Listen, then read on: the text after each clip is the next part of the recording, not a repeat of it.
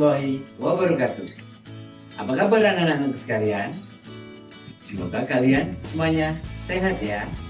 Hari ini kita akan melanjutkan pembelajaran pada pertemuan sebelumnya. Tapi sebelum memulai pembelajaran hari ini, alangkah baiknya kita berdoa dulu sesuai dengan agama masing-masing. Berdoa mulai. Berdoa selesai. Anak-anakku, kalian masih ingat kan bahwa pada pembelajaran sebelumnya kita sudah membahas tentang kelainan pada tulang.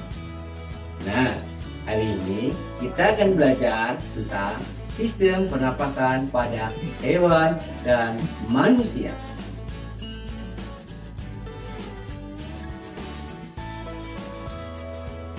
Anak-anakku, adapun kompetensi dasar yang akan kita capai pada pembelajaran hari ini adalah yaitu menjelaskan organ pernapasan dan fungsinya pada hewan dan manusia.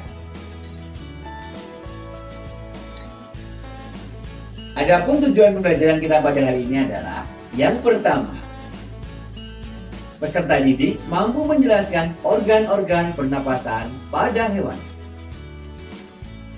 Yang kedua, peserta didik mampu menjelaskan cara kerja organ-organ pernapasan pada hewan. Yang ketiga, peserta didik mampu menjelaskan organ-organ pernapasan pada manusia. Yang keempat, peserta didik mampu menjelaskan fungsi bagian-bagian organ pernapasan pada manusia. Anak-anakku, apakah kalian ada yang tahu apa sih sistem pernapasan pada hewan itu? Nah, sistem pernapasan pada hewan adalah sistem pernapasan hewan meliputi organ-organ pernapasan dan cara kerja organ-organ pernapasan pada hewan. Yang pertama yaitu cacing tanah. Cacing tanah. Cacing tanah bernapas menggunakan permukaan kulitnya yang basah dan berlendir. Permukaan kulit tersebut membantu pertukaran gas oksigen dan karbon dioksida. Hewan yang selanjutnya yaitu serangga. Serangga bernapas menggunakan trakea. Trakea adalah saluran-saluran halus yang bercabang dan tersebar di seluruh tubuh serangga. Cara bernapasnya adalah oksigen masuk melalui lubang yang disebut stigma, lalu diedarkan melalui trakea di seluruh tubuh. Adapun untuk hewan selanjutnya yaitu ikan. Ikan bernapas menggunakan insang. Insang berbentuk lembaran-lembaran tipis. Adapun sistem pernapasan pada ikan, di mana air yang mengandung oksigen akan masuk melalui mulut ikan dan air akan mengalir ke bagian insang. Dan air yang mengalir ke bagian insang yang terbuka dan terjadilah pertukaran oksigen dengan karbon dioksida. Anak-anakku, selanjutnya yaitu amfibi. Amfibi merupakan hewan yang memiliki dua tahap hidup, di air, kemudian di darat. Saat di air dinamakan fase berudu. Amfibi bernapas menggunakan insang. Saat di darat, amfibi bernapas menggunakan paru-paru dan kulit. Anak-anakku, hewan yang selanjutnya yaitu reptil. Reptil bernapas menggunakan paru-paru, di mana oksigen masuk melalui hidung, lalu ke tenggorokan, kemudian ke paru-paru, di mana karbon dioksida pun dibuang melalui jalur yang sama. Ada reptil yang dapat menyelam, seperti kura-kura, penyu, dan buaya.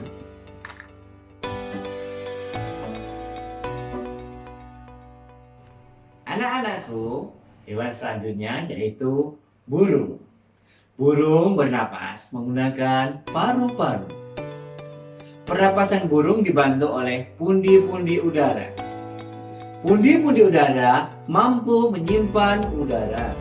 Saat terbang, burung tidak bernapas melalui hidung, melainkan menggunakan udara yang tersimpan di pundi-pundi udara.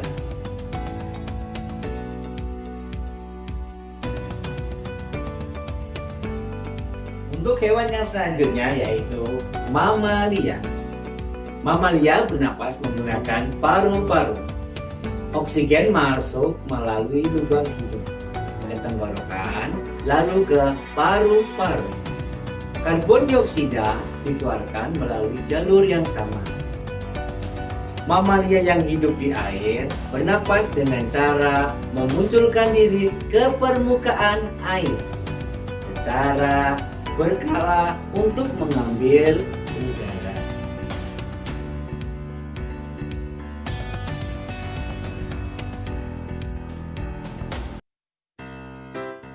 Anak-anakku, materi selanjutnya yaitu alat-alat pernapasan manusia. Yang pertama, rongga hidung. Yang kedua, faring. Yang ketiga, laring. Yang keempat, trakea. Yang kelima, pulmo atau paru-paru. Anak-anakku, bagian-bagian pernapasan pada manusia yang pertama yaitu rongga hidung.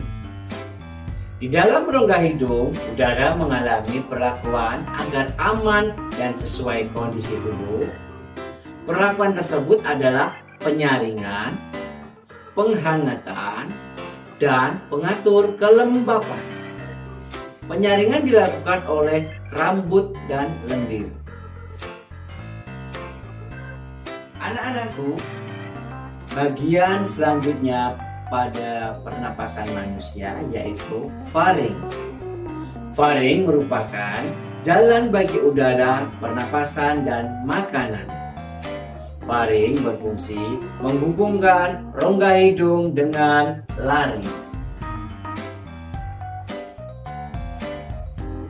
Anak-anakku, selanjutnya bagian pernapasan pada manusia yaitu laring.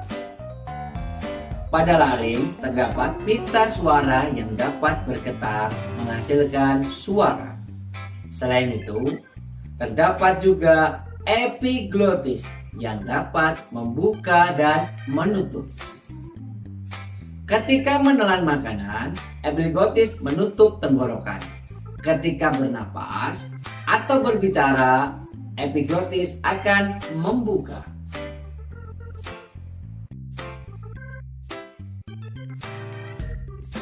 Batang tenggorokan. Trakea adalah pipa yang memanjang pada bagian leher dan rongga dada. Trakea bercabang dua, yang satu menuju paru-paru kiri dan yang satunya menuju paru-paru kanan. Cabang ini disebut bronkus. Selanjutnya, pulmo atau paru-paru. Pada paru-paru, bronkus membentuk cabang-cabang halus yang bernama bronkiolus. Bronkiolus ini berujung pada gelombang paru-paru yang disebut alveolus. Alveolus adalah tempat pertukaran gas pernapasan yaitu oksigen dan karbon dioksida. Anak-anakku, demikianlah pembelajaran pada hari ini. Mari kita simpulkan pembelajaran pada hari ini. Yang pertama, kita sudah mempelajari tentang organ-organ pernapasan pada hewan. Yang kedua, kita sudah mempelajari cara kerja organ-organ pernapasan pada hewan. Yang ketiga, kita sudah mempelajari tentang organ-organ pernapasan pada manusia. Yang keempat, kita sudah mempelajari fungsi bagian-bagian organ pernapasan pada manusia. Anak-anakku sekalian, demikian materi yang dapat Pak Marwan sampaikan. Mari kita tutup pembelajaran hari ini dengan berdoa sesuai agama masing-masing. Berdoa mulai. Berdoa selesai.